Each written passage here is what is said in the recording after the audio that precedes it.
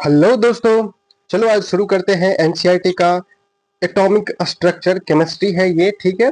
जो आप लोगों का यूनिट 2 है, ठीक है। तो एनसीईआरटी बुक को अपने हाथ में पढ़ो और चलो फिर शुरू करते हैं, लाइन बाय लाइन इसको समझते हैं, ठीक है। हम इस चैप्टर को 2 से 3 भाग में डिवाइड करके वीडियो अपलोड करेंगे, ठीक है। तो उस हिसाब से अपना पढ़ना है, एक ही बार बर्डन नहीं डालना है। चलो फिर शुरू करते हैं बिना टाइम वेस्ट किए हुए, ठीक है।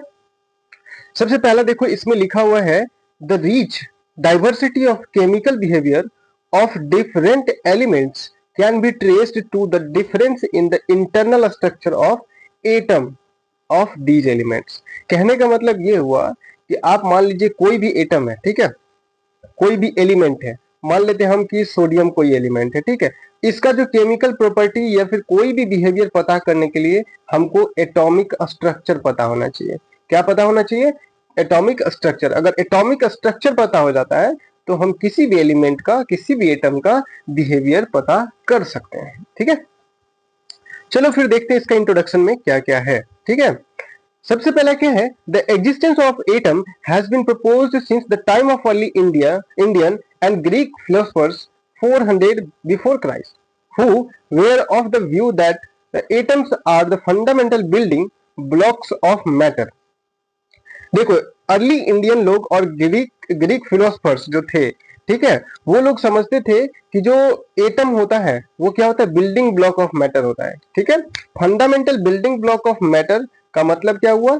Fundamental building block of matter का मतलब हुआ एटम। वो लोग क्या कहते थे? Atom are the fundamental building block of matter, ठीक है। उसके बाद देखो, according to them the continued subdivision of the matter would ultimate yield atoms which would not be further divided. उन लोग समझते थे कि अगर मान लीजिए कोई मैटर लेते हैं, ठीक है, मान लो ये कागज का टुकड़ा है, इसको हम बहुत छोटे छोटे छोटे छोटे ऐसे ऐसे ऐसे टुकड़ों में काट रहे हैं, ऐसे ऐसे ऐसे टुकड़ों में काट रहे हैं, फिर ऐसे ऐसे ऐसे टुकड़ों में काट रहे हैं, फिर ऐसे ऐसे टुकड़ों में काट रहे हैं, ठीक है, फिर ऐसे ऐसे टुकड़ों में काट रहे हैं, यानी बहुत सारे टुकड़ों में हमने काट दिया। अब अल्टीमेट यानी अंतिम समय एक बार ऐसा होगा, उस कागज को इतना छोटा हो जाएगा काट करके कि फिर उससे ज्यादा छोटा नहीं कर सकते हैं। तो उस चीज को उन्होंने क्या कहा है? फर्दर नॉट बी डिवाइडेड, उसको उन्होंने कहा है एटम। उस चीज को उन्होंने क्या कहा है? एटम। उसके बाद देखो, the word atom has been derived from the Greek word atomio, ठीक है। ग्रीक वर्ड से ये लिया गया है, जो ग्रीक वर्ड से ये लिया गया है अटोमियो, जिसका मीनिंग क्या होता है? अनकटेबल, ठीक है, यानी कि जिसे काटा नहीं जा सकता, यानी जिसे तो और छोटा नहीं किया जा सकता।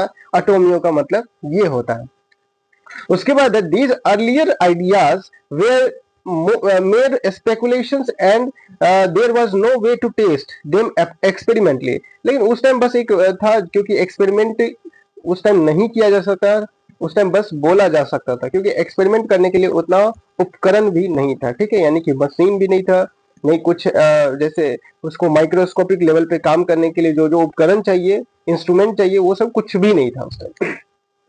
These ideas remained dormant for a very long time, were reviewed again by scientists in the 19th century. 19वीं शताब्दी में फिर साइंटिस्ट इस बात पर ध्यान देना शुरू किया कि building block of matter that is atom, जो पहले माना जाता था, क्या वो सही है या गलत, ठीक है। उसके बाद देखो, the atomic theory of matter was first proposed on the firm scientific basis by the John Dalton. सबसे पहले किसने बताया है? साइंटिफिक बेसिस पे एटम को जो एक्सप्लेन किए हैं वो जॉन डाल्टन थे, जो ब्रिटिश स्कूल के टीचर 1808 में हुआ करते थे, ठीक है, यानी 1808 ईस्वी की बात है ये। अब उनका थ्योरी क्या है? His theory called Dalton's theory, ठीक है, his theory called Dalton theory, atomic theory regarded the atom as the ultimate particles of matter, ठीक है। Dalton's atomic theory was able to explain the law of conservation of mass. Dalton's atomic theory able to explain the conservation of mass, law of constant composition and law of multiple proportion. यहां से NEET का question आया हुआ है, ठीक है, यहां से नीट का क्वेश्चन आया हुआ है, तो इस चीज को आप लोग ध्यान से पढ़ोगे, ठीक है, ये नीट के लिए इंपॉर्टेंट है, नीट के लिए इंपॉर्टेंट है डाल्टन वाली बात, ठीक है। ये जो मैंने हाईलाइट किया हुआ है, यहां से नीट का क्वेश्चन आया हुआ है, तो इसे आप लोग ध्यान से पढ़ लोगे, ठीक है। उसके बाद क्या है, वेरी सक्सेसफुल, यानी कि law of multiple proportion very successfully, ठीक है। However it failed to explain the result of experiments. For example it was known that the substance like glass और ebonite when rubbed with the silk और further get electrically charged.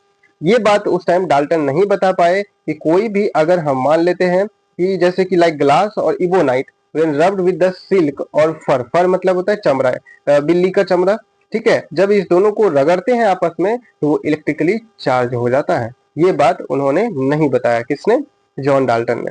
फिर देखो, in this unit we start with the experimental observation made by scientist towards the end of 19th century, ठीक है। जो 19th century के last में जा करके जो साइंटिस्ट लोग अपना एक्सपेरिमेंट किए थे, वो एक्सपेरिमेंट को पढ़ते हुए हम लोग इस चैप्टर को जानेंगे। These established that atoms are made of subatomic particles। अब जो एक्सपेरिमेंट किया गया है 19th सेंचुरी में, ठीक है, 19वीं शताब्दी में, उसमें क्या बताया गया है, एक्सपेरिमेंट के बाद जो आइडिया आया कि जो एटम्स आर मेड ऑफ सब एटॉमिक पार्टिकल। सब एटॉमिक पार्टिकल में क्या क्या आता है, इलेक्ट्रॉन, प्रोटॉन, न्यूट्रॉन, ठीक है। The concept very different from that Dalton, जो कि डाल्टन के कंसेप्ट से बहुत ही अलग है। चलो फिर शुरू करते हैं। यहाँ पे है डिस्कवरी ऑफ सब एटॉमिक पार्टिकल्स। अब डिस्कवरी कैसे कैसे हुआ है वो अब हम लोग जानेंगे। An insight into the structure of atom was obtained from the experiments on the electrical discharge through the gases. Before we discuss these results, we need to keep in mind basic rules regarding the behavior of charged particles. अब charge particle के लिए एक basic rule होता है, like charges repel to each other and unlike charges attract to each other। जो same charges होगा, जैसे कि मान लेते हैं कि कोई निगेटिव चार्ज है, ठीक है, तो निगेटिव चार्ज एक दूसरे के बीच में क्या लगेगा, ये क्या है, ये सेम चार्जेस है, यानी लाइक चार्जेस क्या करेगा, रिपेल करेगा। क्या करेगा, रिपेल करेगा। अगर वही प्लस पॉजिटिव की बात करेंगे तो पॉजिटिव की बात करेंगे तो ये क्या करेगा, रिपेल करेगा। वही निगेटिव और पॉजिटिव की बात करेंगे तो ये दोनों क्या करेगा, लव करेगा, यानी अट्रैक्ट होगा, ठीक है। इतना बात आप लोगों को समझ में आ जानी चाहिए। ओके, तो इसको करते हैं डिलीट। फिर देखो, यानी कि ये जो है यहाँ पे, ये जो है इसको आप लोग अंडरलाइन करोगे और हमेशा याद रखोगे, क्योंकि ये बात फिजिक्स में भी आप लोगों को पढ़ना पड़ेगा। अब देखो जो 2.1 का है, 2.1.1 discovery of electron, discovery of electron, ठीक है, ये बहुत ही इंपॉर्टेंट चीज है। चलो ध्यान से पढ़ते हैं। 1830 यानी कि 1830 में Michael Faraday showed that if electricity is passed through the solution of an electrolyte, chemical reaction occurred at the electrode which result in the liberation and deposition of matter at the electrodes। देखो, Michael Faraday का एक experiment था, उन्होंने बताया कि किसी एक solution से अगर इलेक्ट्रिसिटी पास कराते हैं तो उस सॉल्यूशन में केमिकल रिएक्शन होता है और कुछ मटेरियल जाकर के इलेक्ट्रोड पे डिपोजिशन उसका मैटर का हो जाता है। He formulated certain laws which you will study in class 12। इस चीज के बारे में जो माइकल फैराडे इलेक्ट्रिसिटी यानी कि केमिकल रिएक्शन में जो बताए हैं वो हम लोग 12th में पढ़ेंगे, ठीक है, केमिस्ट्री में पढ़ेंगे, इलेक्ट्रोकेमिस्ट्री चैप्टर में, ठीक है। उसके बाद देखो, these result suggest that the particular nature of electricity, और ये जो बात है ये पार्टिकुलर नेचर ऑफ इलेक्ट्रिसिटी की बात किया जाएगा, ठीक है। चलो उसके बाद देखो, इन मिड ऑफ 1850 यानी 1850 में many scientist mainly Faraday began to study the electrical discharge in a partially evacuated tube, the known as cathode ray discharge tube। Partially evacuated tube को हम लोग क्या बोलते हैं, कैथोड रे डिस्चार्ज ट्यूब। उसके बाद देखो, इट डिपिक्टेड इन फिगर 2.1 जो आगे हम दिखाएंगे। A cathode ray tube is made of glass containing two thin piece of metal called electrode, ठीक है। ये जो होता है कैथोड रे, जो होता है कैथोड रे ट्यूब, वो एक ग्लास से बना हुआ रहता है, ठीक है। किस चीज से बना हुआ रहता है, ग्लास से बना हुआ रहता है, और जिसके पास two thin piece of metal होता है, उस मेटल को हम लोग क्या बोलते हैं, इलेक्ट्रोड, ठीक है। वो क्या कहते हैं, उसे इलेक्ट्रोड कहते हैं। उसके बाद देखो, these electrical discharge through the gases could be observed only at the very low pressure। उस टाइम जिस टाइम हम ऑब्जर्व करेंगे उस टाइम प्रेशर क्या होना चाहिए, बहुत ही लो होना चाहिए। अब वोल्टेज क्या होना चाहिए, बहुत ही हाई होना चाहिए। उसके बाद क्या है, the pressure of different gases could be adjusted by evacuation of the glass tube. When sufficiently high voltage is applied across the electrodes, current starts flowing through a stream of particles moving in a tube from the negative electrode cathodes and positive electrode called anode। ठीक है, cathode का मतलब क्या हुआ, negative electrode को cathode कहेंगे, अब positive electrode को एनोड कहेंगे। ठीक है, उसके बाद these were called cathode rays और कैथोड रे पार्टिकल्स। अब जो कैथोड रेस से निकल रहा है यानी कि निगेटिव साइड से जो कुछ पार्टिकल्स निकल रहे हैं उस पार्टिकल्स को कैथोड रे या फिर कैथोड रे पार्टिकल्स कह रहे हैं। ठीक है, the flow of current from the cathode to the anode further checked by the making a hole in the anode and coating the tube behind anode with phosphorescent material zinc sulfide। जो coating के लिए use किया जा रहा है वो क्या है, phosphorescent zinc sulfide material zinc sulfide। When these rays after passing through the anode strike the zinc sulfide coating, a bright spot is developed on the coating। a bright जो लाइट होता है वो डेवलप होता है। ठीक है, देखो यहाँ पे सबसे पहले जो इमेज है वो समझ लेते हैं। ये निगेटिव है कैथोड, पॉजिटिव है एनोड। ठीक है, ये इवैक्यूएशन पंप है, अगर हवा को निकालना होगा इसमें से तो यहाँ से निकाल लिया जाएगा, अगर डालना होगा तो यहाँ से डाल दिया जाएगा। वोल्टेज के लिए एक हाई वोल्टेज बैटरी इसमें ऐड किया गया है, फिर ऐसे करके वायर को दोनों से प्लस को प्लस माइनस को माइनस से जोड़ करके, और ये जो है ये हो गया आपका इलेक्ट्रोड। ठीक है, उसके बाद देखो यहाँ पे जो पीछे इसमें कलर कर दिया गया है किस चीज से, फ्लोरेसीन कोटिंग से। उसके बाद रिजल्ट में देखो इसका क्या क्या आता है। रिजल्ट में सबसे पहले क्या है, the cathode rays starts from the cathode and moving towards the anode। अब कैथोड रे जो होता है वो कहां से शुरू हो रहा है, कैथोड से शुरू हो रहा है, और स्टार्ट हो रहा है कैथोड से। ठीक है, स्टार्ट हो रहा है कैथोड से और खत्म कहां हो रहा है, एनोड पे। ठीक है, उसके बाद सेकंड रिजल्ट देखो क्या है। ठीक है, these rays themselves are not visible but their behavior can be observed with the help of certain kind of material। अब इस तरह के ये क्या होता है, नॉट विजिबल रेस। ठीक है, but their behaviour can be observed with the help of certain kind of materials, जैसे कि फ्लोरीसीन, फॉस्फोरस। इस बात को हम लोगों को समझ लेना है। ठीक है, ये हाईलाइट कर लो। ठीक है, विच ग्लो, यहाँ पे देखो sorry, which glow when heat by them. ठीक है, television picture tubes are cathode ray tube. अब एग्जांपल में है television pictures tube are cathode ray tube and television pictures result due to the fluorescence on the television screen coat with the certain fluorescent और phosphorescent materials. भाई television में जो use हो रहा है वो भी क्या है, इवैक्यूएटेड ट्यूब ही है, कैथोड रे ट्यूब ही है, जिस वजह से हम देख पाते हैं। और फ्लोरेसीन मटेरियल पे उसका इमेज जो है सारा उस पे दिखने लग जाता है स्क्रीन पे। ठीक है, सेकेंड वाला ऑप्शन देखो, सेकेंड वाला, थर्ड वाला क्या है, in the absence of electric और magnetic field these rays travel in straight line.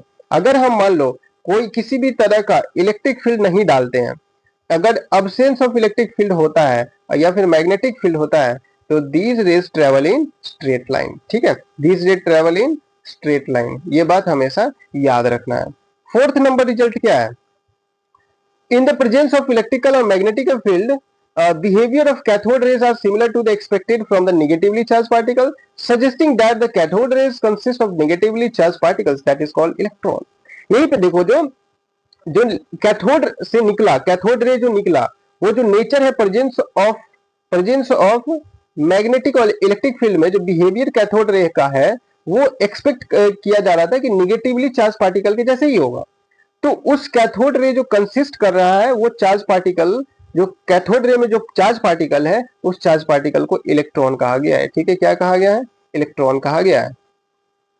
उसके बाद देखो ये बात समझ में आ गया। लास्ट 5 नंबर क्या है, the characteristic of the cathode rays electrons do not depends upon the material of the electrodes and the nature of the gas present in the cathode ray tube. अब जो देखो अब जितना भी कैथोड रे का characters है electron का characters है वो इलेक्ट्रोड पे यानी कि मटेरियल ऑफ इलेक्ट्रोड पे या नेचर ऑफ गैस पे जो प्रेजेंट होता है उस पर डिपेंड नहीं करता है, उस पर डिपेंड नहीं करता है। तो इसका मतलब ये जो बात लिखा हुआ है ये आप लोगों को हमेशा याद रखना चाहिए। And we can conclude that the electron are basic constituent of all atoms. इसका मतलब है कि इलेक्ट्रॉन जो होता है वो बेसिक कंस्टिट्यूएंट पार्टिकल्स होता है किसी भी मैटर या एटम का, ठीक है। अब देखते हैं charge to mass ratio of electron. ये भी very very important topic, charge to mass ratio electron. In 1897 British physicist J Thomson measure the ratio of electrical charge ratio. अब जो जे थॉमसन थे उन्होंने ही ratio of electrical charge to mass ratio बताए हैं, ठीक है, by using cathode ray tube, ठीक है। अब उसमें उन्होंने क्या किए थे, electrical and magnetic field perpendicular to each other उसमें अप्लाई कर दिए थे पाथ ऑफ इलेक्ट्रॉन में। When only the electric field is applied, the electrons deviated from their path and hit the cathode ray tube at a point A. अब जब हम मान लो कि इलेक्ट्रिक फील्ड डाले थे तो वो डेविएट होकर के ए पॉइंट पे हीट कर रहा है, जो नीचे इमेज में हम दिखा रहे हैं, ठीक है। Similarly when only magnetic field is applied, the electron strike the cathode ray at the point of C. By carefully balancing the electric and magnetic field strength, it is possible to bring back electron to the path which is followed in the absence of electric and magnetic field. This hit at the point B. Thomson argued that the amount of deviation of particles from their path in the presence of electric or magnetic fields depends on. अब जितना भी electron जो है path में जो deviation आया था वो कुछ बात पे डिपेंड कर रहा है, वो बात देख लेते हैं क्या क्या है। The magnitude of the negative charge on the particles greater the magnitude of the charge on the particles, greater is the interaction with the electric or magnetic field and thus greater is deflection. अब जितना magnetic field या फिर electric field बढ़ा है उतना ज्यादा deflection आ रहा है, मतलब deflection is directly proportional to the electric और मैग्नेटिक फील्ड। उसके बाद सेकंड, फर्स्ट नंबर समझ में आएगा। सेकंड नंबर देखो, second number the mass of the particles lighter the particles greater the deflection. अब जो जितना हल्का होगा वो उसका डिफ्लेक्शन उतना ही ज्यादा होगा। अब थर्ड नंबर देख लो, the strength of the electrical और magnetic field, the deflection of the electrons from its original path increase with the increase in the voltage across the electrodes और the strength of the magnetic field. अब जितना ज्यादा हम voltage को बढ़ाएंगे उतना ज्यादा क्या होगा, मतलब डिफ्लेक्शन क्या होगा, the deflection of electron from its original path will be increase, यानी कि जो जितना फास्ट दौड़ेगा उतना ही ज्यादा जोर से वो गिरेगा, ऐसे समझ लो। तो डिफ्लेक्शन क्या हो रहा है, यहाँ पे वोल्टेज बढ़ाने से बढ़ जाता है, सॉरी गिर जाता है, ठीक है, मतलब डिफ्लेक्शन बढ़ जाता है। By carrying out accurate measurement on the amount of deflection observed by the electron on the electric field strength or magnetic field strength, the Thomson able to determine the value of E by EME, ठीक है। E का value आप लोगों को पता है और mass of electron भी पता है, दोनों का जो डिवाइड करके आता है 1.75 इंटू 10 इंटू पावर 10 के पावर 11 होता है, यानी कि 10 का पावर कितना होता है 11 कूलम पर चार्ज, ठीक है। कूलम इलेक्ट्रॉन का जो चार्ज कितना होता है 1.6 10 के पावर 19 कूलम के आसपास होता है, यानी कि 1.6 गुना 10 के पावर 19 कूलम, सॉरी माइनस नहीं 19 होता है, 1.6 गुना 10 के पावर 19 कूलम, ठीक। उसके बाद जो मास ऑफ इलेक्ट्रॉन कितना होता है 19 मास ऑफ इलेक्ट्रॉन देखना पड़ेगा, मास ऑफ, यहाँ पे देख लो, यहाँ पे दिया हुआ है 1.6 into 10 to power minus 19 coulomb होता है, ठीक है। और उसके बाद मास ऑफ इलेक्ट्रॉन जो होता है, मास ऑफ इलेक्ट्रॉन यहाँ पे देखो 9.1 10 टू पावर माइनस 31 kg होता है, ठीक है। तो जो E का वैल्यू कितना हो जाता है 1.6 into 10 into power minus 90 coulomb, ठीक है। ये जो होता है आपका E का वैल्यू। अब मास ऑफ इलेक्ट्रॉन दोनों को डिवाइड कर दो तो भाई इतना वैल्यू आ जाता है, यानी coulomb per charge. Where m is the mass of electron in kg, is the magnitude of the charge on the electron as coulomb. Since the electron are the negatively charged, the charge on deflection will be minus negative. अब जो experiment था इसका देख लो, ये cathode है, ये anode है, ठीक है। अब कैथोड जो से निकल करके एनोड की ओर जा रहा है, कैथोड से निकल करके एनोड की ओर जा रहा है। अब ये डायरेक्ट देखो कैसे, यहाँ पे ये इलेक्ट्रिक फील्ड डालने के लिए है और ये जो है मैग्नेटिक फील्ड डालने के लिए, ठीक है। ये जो SN है ये मैग्नेटिक फील्ड है। जब इलेक्ट्रिक फील्ड डाल रहे हैं तो ए पॉइंट पे चल जा रहा है, जब इलेक्ट्रिक फील्ड बढ़ा रहे हैं तो, और जब वही मैग्नेटिक फील्ड बढ़ा रहे हैं तो बी पॉइंट पे जा रहा है। जब इलेक्ट्रिक फील्ड और मैग्नेटिक फील्ड दोनों बराबर है तो वो बी पॉइंट पे जा रहा है, ठीक है, और ये जो है सी पॉइंट पे जा रहा है, ठीक है। तो ये बात याद रखना है आप लोगों को, ठीक है। ये इलेक्ट्रिक फील्ड है, यहाँ पे हम लिख देते हैं,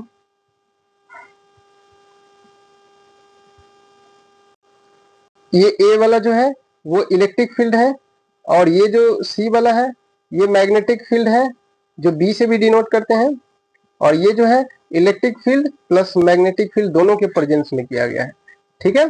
चलो अब जो नेक्स्ट टॉपिक है उस पर ध्यान से देखते हैं क्या है। उसके बाद देखो the charge on the electron, charge on electron कैसे निकालेंगे। तो आर ए मिल्कन्स नाम के साइंटिस्ट जो है वो चार्ज ऑन इलेक्ट्रॉन निकालने के लिए ऑयल ड्रॉप एक्सपेरिमेंट से उन्होंने निकाला था। 1868 से 1953 तक उनका ये है डेट ऑफ बर्थ और डेट ऑफ डेथ, ठीक है। और इनका जो एक्सपेरिमेंट है उसे क्या कहते हैं, ऑयल ड्रॉप एक्सपेरिमेंट, जो 1906 से 1914 तक चला था, ठीक है। उसके बाद देखो to determine the charge on the electron, he found the charge on the electron is minus 1.6 into 10 के power minus 19 coulomb. The present of acceptable value electrically charge, ये कितना है अभी 1.602.176 10 के power minus 19 coulomb. The mass of the electron was determined by the combining this result with the Thomson value. अब जो value है Thompson का, यानी इलेक्ट्रॉन का चार्ज लिख दो और E by m का जो थॉमसन का वैल्यू आया था उससे डिवाइड करके मास ऑफ इलेक्ट्रॉन निकाल लिया गया है, ठीक है। मास ऑफ इलेक्ट्रॉन किस चीज से निकाला गया है, मिल्कन ऑयल एक्सपेरिमेंट से, ठीक है। अब देखो लास्ट जो 2.1.4 का जो है discovery of proton and neutron, तो अब इसका पढ़ लेते हैं। The electrical discharge carried out in the modified cathode ray tube led to the discovery of canal rays carrying positively charged particles. The characteristics of these positively charged particles are listed below. अब canal ray जो है, ठीक है, electrical discharge carrier modified cathode ray, तो modified cathode ray tube अब canal ने निकाल रहा है जिसमें पॉजिटिव चार्ज पार्टिकल्स होते हैं। कैनाल रे में क्या होता है, पॉजिटिव चार्ज पार्टिकल्स होते हैं। कैनाल रे कैरिंग पॉजिटिवली चार्ज पार्टिकल्स। अब जो पॉजिटिवली चार्ज पार्टिकल्स है उसका जो कैरेक्टर्स है वो नीचे इसमें हम लोगों को मेंशन किया हुआ है, और ध्यान से समझते हैं। Unlike the cathode rays, mass of the positively charged particles depends upon the nature of the gas present in the cathode ray tube, and these simply the positively charged gaseous ion, ठीक है। जैसे कि cathode ray में क्या हो रहा था कि गैस जो प्रेजेंट था ट्यूब में उस पर डिपेंड नहीं कर रहा था, लेकिन ये जो पॉजिटिव चार्ज वाला यानी कैनाल रे जो है ये किस पे डिपेंड कर रहा है, गैसियस आयन पे, यानी गैस जो ट्यूब में भरा हुआ है उस पे डिपेंड कर रहा है, ठीक है। पहला क्या कर रहा है, वो डिपेंड कर रहा है, तो पहला पॉइंट क्लियर। दूसरा पॉइंट में बता रहे हैं the charge to the mass ratio particle depends on the gas from which this originate. इसमें चार्ज टू मास रेशियो जो है वो भी गैस पे डिपेंड कर रहा है, ओरिजिनेट है यानी कि ये भी गैस पे डिपेंड कर रहा है।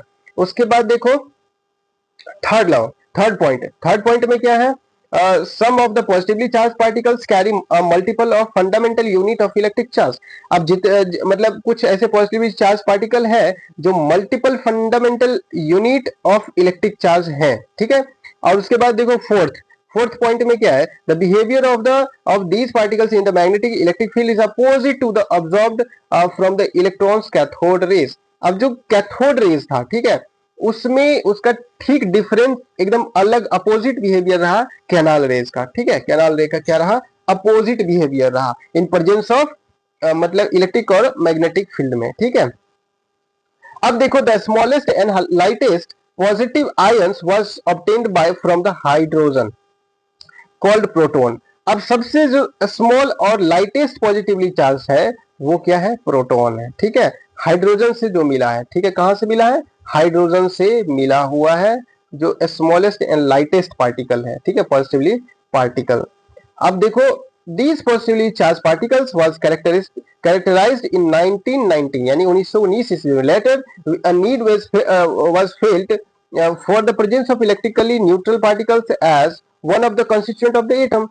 These particles were discovered by Chadwick। Proton यानी कि जो एक और था पार्टिकल, न्यूट्रल पार्टिकल था, वो क्या था, वो presence of neutral particle as some constituent. जो न्यूट्रल पार्टिकल था वो किसके द्वारा बताया गया था, एटम्स यानी कि चैडविक के द्वारा, ठीक है। कौन बताए थे, चैडविक बताए थे 1932 में। By bombarding a thin sheet of beryllium by alpha particles when electrically neutral particles having a mass of slightly greater than the proton were emitted. He named these particles is neutron. The important properties of all these fundamental particles is given in table 2.1. ठीक है, अब जितना भी experiment इसमें किया गया है वो अब एटॉमिक मॉडल में हम लोग पढ़ेंगे। ठीक है, एटॉमिक मॉडल में, जिसमें हम लोगों को रदरफोर्ड मॉडल, ठीक है, उसके बाद रदरफोर्ड के बाद क्या किसका पढ़ना होगा, जे जे थॉमसन मॉडल, और उसके बाद बोर्स एक्सपेरिमेंट। ये 3 ठो मॉडल पढ़ना पड़ेगा और ये मॉडल हम लोग नेक्स्ट वीडियो में डिस्कस करेंगे एटॉमिक मॉडल को।